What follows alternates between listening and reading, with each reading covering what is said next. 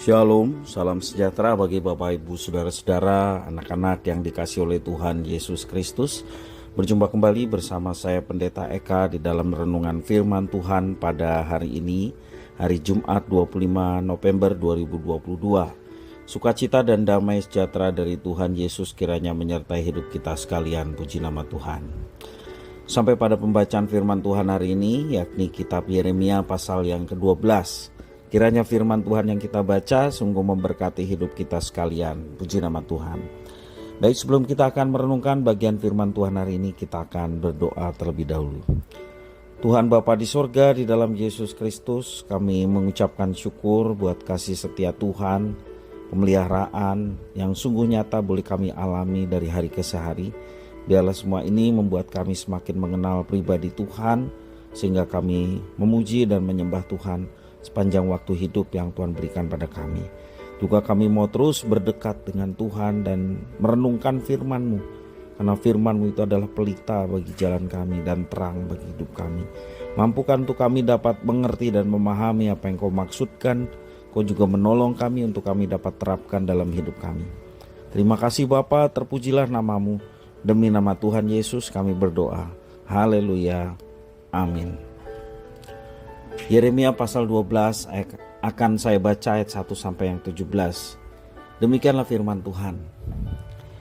Engkau memang benar ya Tuhan, bila mana aku berbantah dengan Engkau, tetapi aku mau berbicara dengan Engkau tentang keadilan. Mengapakah mujur orang hidup orang-orang fasik, sentosa semua orang yang berlaku tidak setia? Engkau membuat mereka tumbuh dan mereka pun juga berakar. Mereka tumbuh subur dan menghasilkan buah juga. Memang selalu Engkau di mulut mereka, tetapi jauh dari hati mereka. Ya Tuhan, Engkau mengenal aku. Engkau melihat aku dan Engkau menguji bagaimana hatiku terhadap Engkau. Tariklah mereka keluar seperti domba-domba sembelihan, dan khususkanlah mereka untuk hari penyembelihan. Berapa lama lagi negeri ini menjadi kering dan rumput di segenap padang menjadi layu? Karena kejahatan penduduknya, binatang-binatang dan burung-burung habis lenyap, sebab mereka lelah mengira ia tidak akan melihat tingkah laku kita. Jika engkau telah berlari dengan orang berjalan kaki dan engkau telah dilelahkan, bagaimana engkau hendak berpacu melawan kuda? Dan jika di negeri yang damai engkau tidak merasa tentram, apakah yang akan engkau perbuat di hutan belukar sungai Yordan? Sebab saudara-saudaramu dan kaum keluargamu, mereka sendiri juga berbuat hianat terhadap engkau. Mereka juga bersama-sama di belakangmu. Janganlah percaya kepada mereka sekalipun mereka berkata manis kepadamu. Aku telah meninggalkan kediamanku, telah membuangkan negeri milikku. Aku telah menyerahkan buah hatiku ke dalam tangan musuhnya. Negeri milikku sudah menjadi seperti singa di hutan bagiku. Ia mengeraskan suaranya menentang aku, sebab itu aku membencinya. Negeri milikku sudah menjadi seperti burung belang bagiku. Burung-burung buas mengerumuninya. Ayo, kumpulkanlah segala binatang di padang, bawalah untuk menghabiskannya. Banyak gembala telah merusakkan kebun anggurku, memijak-mijak tanahku dan membuat tanah kedamaianku menjadi padang gurun yang sunyi sepi. Ya, mereka telah membuatnya sunyi sepi. Sunyi sepi tanah itu berkabung di hadapanku. Sunyi sepi sekarang segenap negeri itu, tetapi tidak ada orang yang memperhatikannya. Para pembinasa telah datang melintasi segala bukit gundul di padang gurun, sebab pedang Tuhan mengamuk makan dari ujung negeri yang satu ke ujung negeri lain. Tidak ada damai bagi segala yang hidup. Mereka telah menabur gandum, tetapi yang dituai adalah semak duri.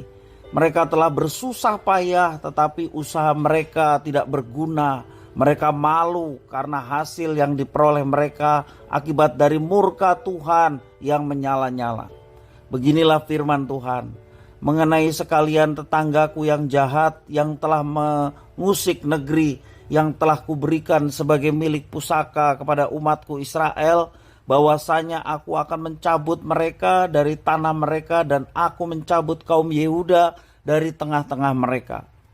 Tetapi setelah aku mencabut mereka, maka aku akan menyayangi mereka kembali. Aku akan mengembalikan mereka masing-masing ke milik pusakanya dan masing-masing ke negerinya. Dan jika mereka sungguh-sungguh belajar cara hidup umatku sehingga bersumpah demi namaku, demi Tuhan yang hidup, seperti tadinya mereka mengajar umatku untuk bersumpah demi Baal, maka mereka akan dibangun di tengah-tengah umatku.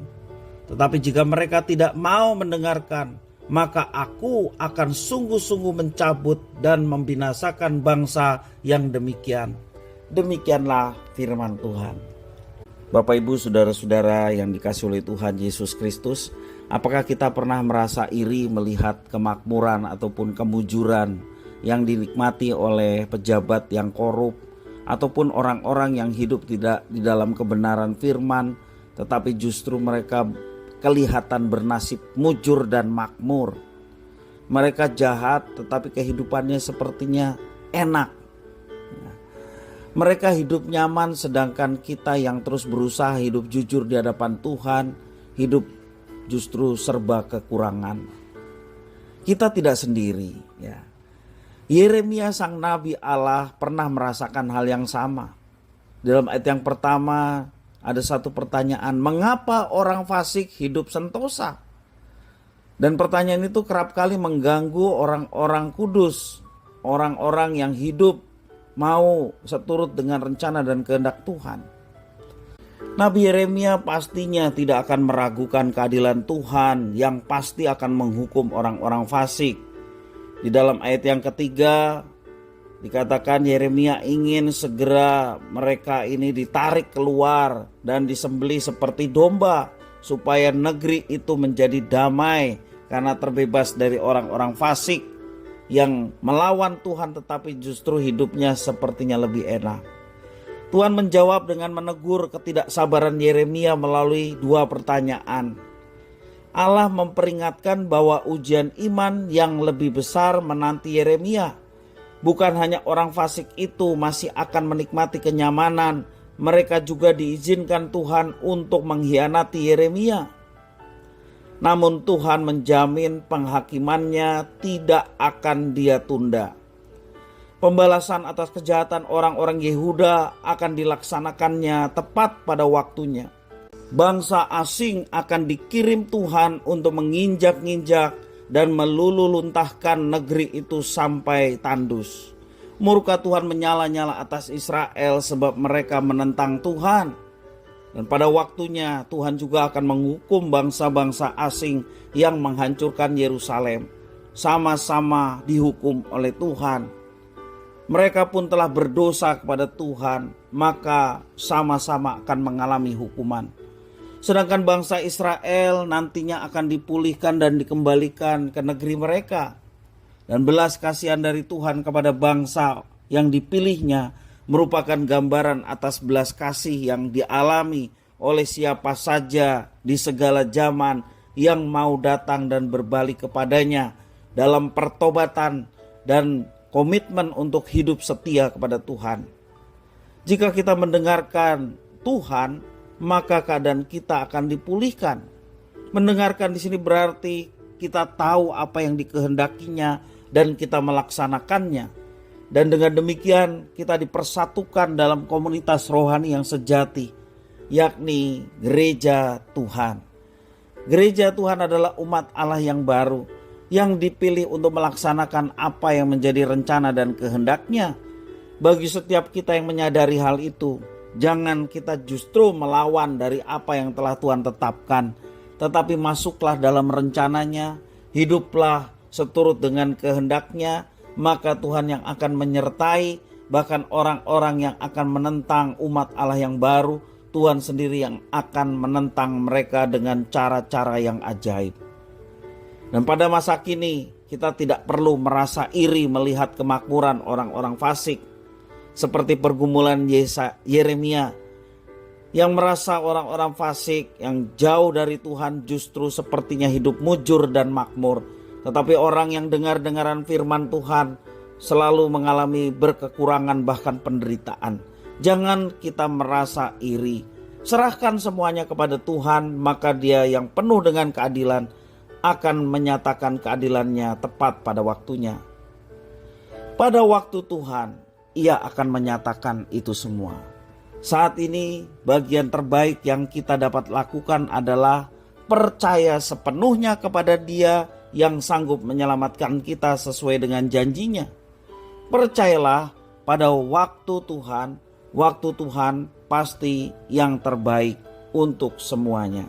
Kiranya firman Tuhan memberkati kita sekalian. Kita berdoa. Tuhan Bapa di surga, terima kasih atas firman-Mu. Mampukan kami untuk melaksanakannya dan percaya bahwa waktu Tuhan adalah yang terbaik. Karena itu kami mau tetapkan hati kami untuk tetap setia kepada Tuhan, untuk tetap melakukan apa yang Engkau kehendaki, bukan sekedar kewajiban, apalagi dengan paksaan, tetapi karena rasa kasih kami kepada Tuhan yang lebih dulu menyatakan kasih itu kepada kami.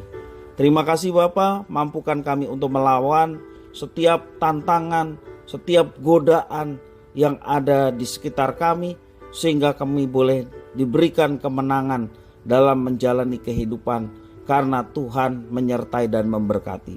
Terima kasih atas firman-Mu, demi nama Tuhan kami Yesus Kristus, kami sudah berdoa dan bersyukur. Haleluya. Amin.